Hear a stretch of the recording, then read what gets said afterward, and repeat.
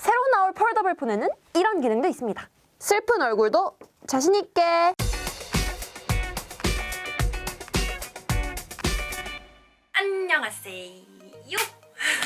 It's okay. 민성입니다. 오늘은 제가 어떤 OK를 할 거냐면요. 이제 드디어 기다리던 삼성의 언팩 행사가 일주일도 안 남았습니다. 벌써부터 갤럭시 S20, 갤럭시 S20가 기다려지는데요. 그런데 갤럭시 S20 말고도 또 다른 신제품이 있다고 합니다. 바로 삼성의 또 다른 폴더블 폰 갤럭시 Z 플립인데요. 지난번에 갤럭시 S20에 관해서는 이야기를 했었으니까 이번에는 갤럭시 Z 플립의 출시 전 거의 확 실시되는 루머를 총정리해서 알려드리도록 하겠습니다. 첫 번째는 디자인입니다. 이번에 출시하는 갤럭시 Z 플립은 작년에 출시된 폴더블 폰처럼 가로로 접는 게 아니라 위아래로 이렇게 접는 형태인데요. 이러한 형태를 클램쉘 형태의 휴대폰이라고 합니다. 이렇게 접는 게 마치 조개 껍질을 닮았다고 해서 붙여진 이름이에요.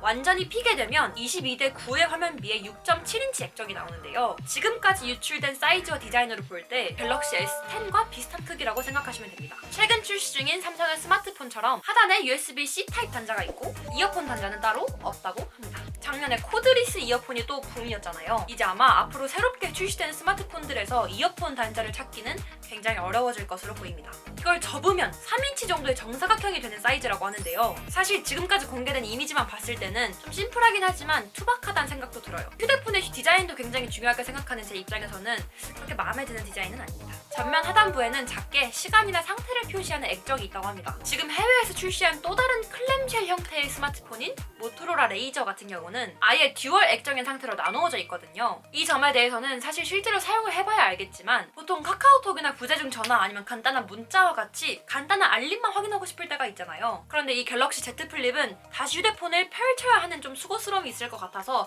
간단한 확인만 하고 싶을 땐 좀 귀찮지 않을까라는 생각이 듭니다. 다음은 힌지에 관한 이야기를 빼놓을 수가 없겠죠. 갤럭시 Z 플립의 힌지는 전작인 갤럭시 폴드보다 한층 더 개선된 형태일 거라고 하는데요. 하이드 어웨이 힌지라고 해서 스마트폰을 열고 닫을 때 이물질이 들어갈 가능성이 거의 없는 형태라고 합니다. 거기에 70도, 90도, 120도 같이 자신이 원하는 각도를 고정해놓고 사용할 수가 있어서 예를 들어서 사진을 찍을 때 이 휴대폰을 반쯤 접어서 책상 위에 올려놓고 촬영하는 것도 가능하다고 해요. 골목식당의 백종원 선생님 카메라로도 유명한 그 제품의 형태랑 비슷한 느낌일 것 같아요. 다음이 오시주? 세 번째는 액정에 관한 이야기인데요. 전체 액정은 상단 중간에 셀피 카메라가 위치한 인피니티 O 디스플레이라고 합니다. 여기에 추가로 BTS 아니고 UTS라고 한다는 아주 얇은 유리 액정을 사용한다고 하는데요. 유리 액정을 사용했기 때문에 이 폴더블 스마트폰 특유의 주름 자국도 덜하고 내구성도 훨씬 강화됐다고 하네요. 이러한 내용들이 만약에 정말 사실이라면 진짜 삼성 건물 지하에는 외계인이 사는 게 아닐까 싶어요. 네 번째는 성능입니다. 또 성능에 관한 이야기를 안 할 수가 없겠죠. 갤럭시 S20 시리즈에 탑재될 예정인 스냅드래곤 865의 한 단계 아래 버전인 스냅드래곤 855 칩셋이 들어간다고 해요. 아무래도 새로운 힌지 기술이나 유리 액정 같은 기술을 사용하면서 가격을 너무 비싸게 잡지 않기 위해서 한 단계 아래에 있는 칩셋을 사용한 것 같은데요. 경쟁사인 애플과 비교를 해보면 아이폰 X과 비슷한 벤치마크 성능을 보여주고 있기 때문에 빠른 속도, 막 엄청난 성능 향상을 목표로 하는 게 아니라 하드웨어적으로 완벽한 형태의 폴더블 폰을 만드는 게 목표인 것 같아요. 그리고 또 스마트폰 하면 빼놓을 수 없는 게 제가 가장 중요하게 생각하는 카메라잖아요. 이번 갤럭시 Z 플립의 카메라는 전면 1000만 화소의 셀프 카메라와 후면 1200만 화소의 광각, 초광각 카메라를 탑재한다고 합니다.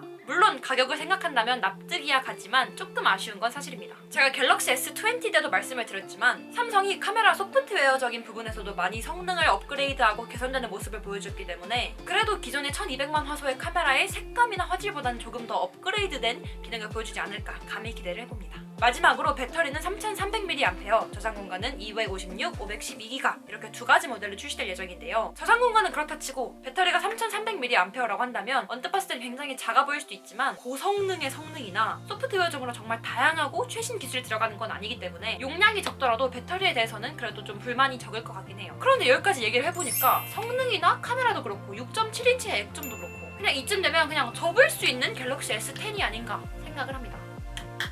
좀 걱정도 되네요. 다섯 번째로는 가장 중요한 가격을 이야기할 건데요. 작년 갤럭시 폴드보다 한 80만 원 정도 떨어진 160만 원입니다.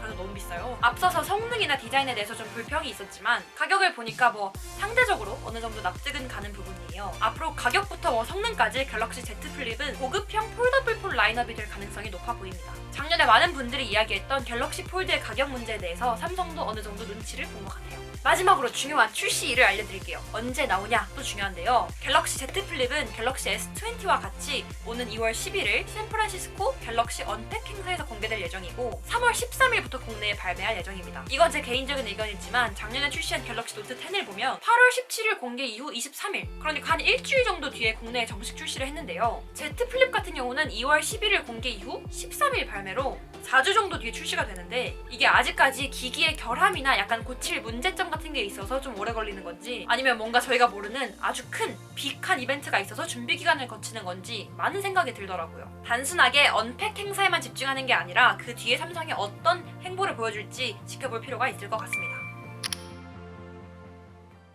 네, 오늘은 지난번에 얘기했던 갤럭시 S20 루머 정리에 이어서 갤럭시 Z 플립에 대해서도 떠도는 소문들을 총 모아서 그리고 거기에 제 개인적인 의견까지 더해서 얘기를 드렸는데요. 여러분들은 이번 갤럭시 Z 플립 어떻게 생각하시나요? 댓글로 마음껏 남겨주시고요. 그럼 지금까지 It's OK 민성이었습니다.